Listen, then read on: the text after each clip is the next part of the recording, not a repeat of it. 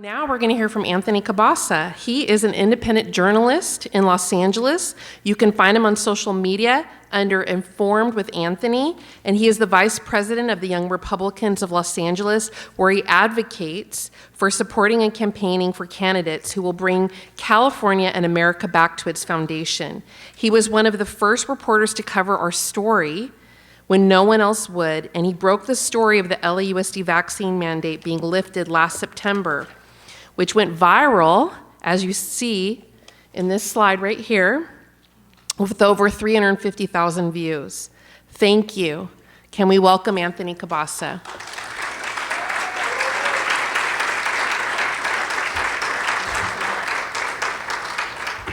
Hello, everyone. I apologize. I've thrown a wrench into the mix here. I wasn't supposed to go too much later, but I've been notified there's a fire near my home. My wife notified me, and then I have my mom, who's single, who lives in a mobile home, who might need help evacuating. But I wanted to deliver this message today because I am sent here by a higher power, and there might be someone that needs to hear this message. First and foremost, is there anyone here that's never attended any of these rallies before or any of these speakerships? This is like maybe your first time listening. Okay, this message might be for you. Thank you for being here today. Yesterday, well, a little bit about myself. I'm 36 years old, believe it or not. This mustache is natural. And I am a father of three. I'm a proud Los Angelino. I was also a U.S. veteran of the Coast Guard, so DHS. I protected our nation's borders. Thank you. And since I left the military in 2017, I've been using my voice, my platform, to bring honesty back into the journalism profession, covering stories like Rebecca's and all the stories here shared that you're going to hear even further today. I take my journalism with a lot of integrity. I often quote John 8:32, and you shall know the truth, and the truth shall set you free. And I believe that I have been just part of a tool of many tools here to liberate people, to free their minds, and to learn the truth, and to protect themselves.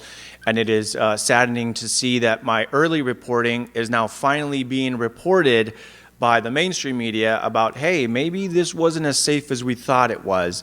I'm like, well, you guys banned my videos when we had people that now have neurological damage for the rest of their life because we warned against this. But of course, they decided to shadow ban me instead and censor me, demonetize me. I don't have to let you guys know. I'm sure all of you to some capacity have faced the same.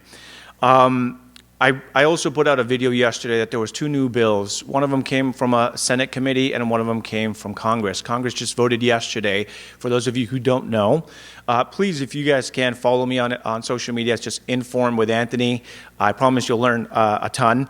But one of the bills was that it's already mandatory for male citizens in the United States to be mandatory enlisted into the selective service in case of a draft.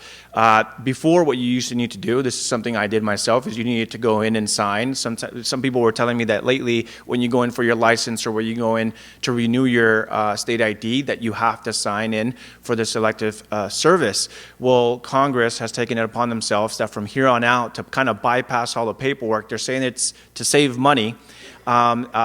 The federal government is just going to go ahead and enlist every single person, 18 to 26. So there's no more, if you were maybe living off the grid, there's no more of that. They said that they're going to be using all their federal databases to conscript basically all males 18 to 26 into the selective service. On top of that, the Senate committee also decided that they're going to start conscripting women. That's right, for the first time in U.S. history, women 18 to 26. And because that first bill already passed, this will now apply to all women 18 and 26. This, as Russia is in Cuba and right off the Keys of Florida with their nuclear submarines. So I'll let you guys connect the dots there. I don't want to be labeled a conspiracy theorist. Not that I haven't for many, many years. But my point here is hard times are coming. And it is a little bit encouraging to see a lot of males in here. There should be a lot more males in here. So my message tonight is to a lot of men. I commend every single woman here that has taken it to be in leadership positions. My friend Sonia Shaw, Rebecca, everyone else that has stood and fought the good fight. I've heard a lot of arguments from the conservative right wing that politics is not a place for a woman. Well, that is who God has called, because the men are failing. The men are failing our society, our communities. We are not good stewards, and we need to change that. I have a 17-year-old son. I train with him in the gym just about every day. We're on a 75-day hard challenge. I don't know if you guys have ever heard of that. Do not recommend. It's a lot of water, a gallon of water a day. I just finished mine just now. But I am ensuring that as a Christian man, first and foremost, I am training my sons. I have two of them. One of them 17, already pre-registered Republican, and the other one has just turned 8. And unfortunately, he's going from good to really bad in his school. His teacher was actually a LAUSD fire teacher for the mandates, and she spoke up against the mandates, and I was very blessed to have her for my son's entire second grade year. She would put up, her name was Rachel Vialta, I believe. Raquel, there we go, yes. She's amazing. And thankfully, now we're in a position where people are getting their jobs back. LAUSD has offered her job back, and that is where she will be returning, where I think God will continue to use her. But unfortunately, what I'm learning is that in my son's school, the principal has abruptly resigned, and that is because she is taking care of her sick mother. And the new principal is a woke Latinx person who says that her goal in life is to be the best social justice warrior for children everywhere. She is very pro-LGBT, and so my wife and I are very much considering homeschooling our youngest now.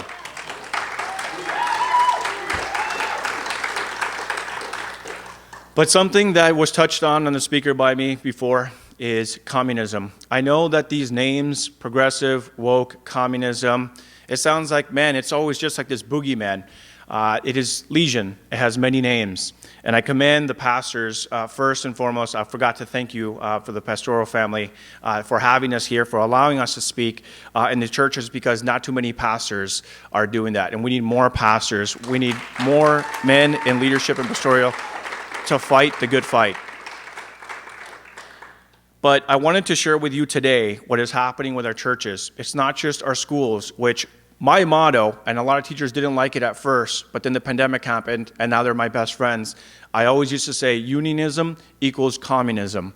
And again, it really goes back into reading your history. We really need to teach history. We need to be teaching it in churches, in subgroups. We need to be teaching it in social media. We really need to do our homework. We have been infiltrated for over 100 years by communists, by socialists, and these tactics, and it's happening in our churches. And I don't have a lot of time, but I wanted to share this affidavit by a communist leader that was part of the Communist Party of the USA. Her name was Dr. Bella Dodd. By any chance, has anyone ever heard Dr. Bella Dodd? No. I know you would, absolutely. Okay, 2-3 people. This is what she had to say. There is an affidavit that many people do know of, but none perhaps that many of you never heard of. That is relevant. The testimony of a woman named Bella Dodd, 1904 to 1969.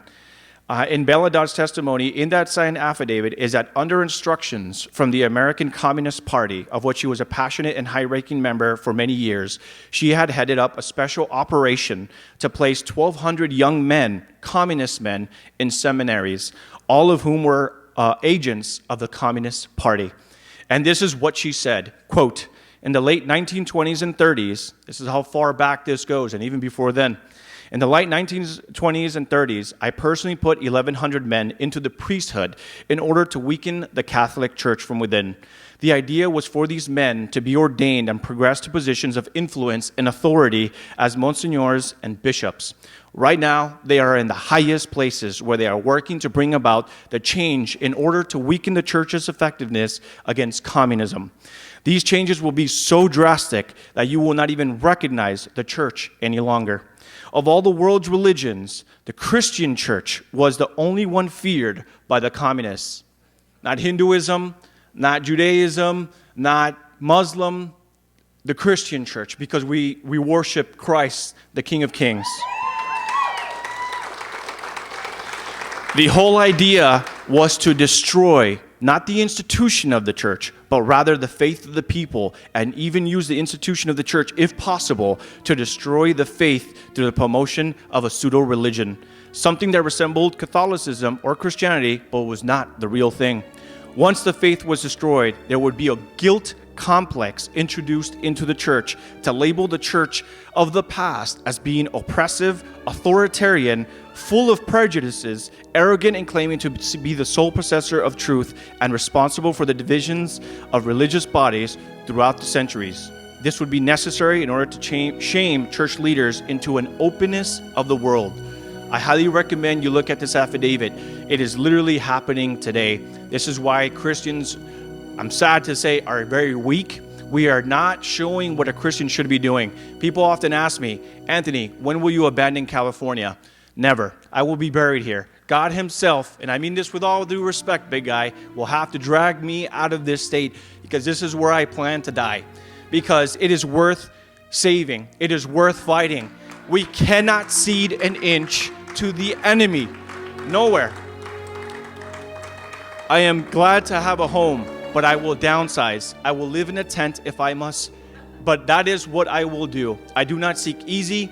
I do not seek to run away. I don't need a peaceful life in a farm somewhere. It sounds great, and I commend anyone, if that's what God has called you to, great. But I want to fight, and we will continue to fight in Los Angeles. Thank you so much, everyone. Appreciate it.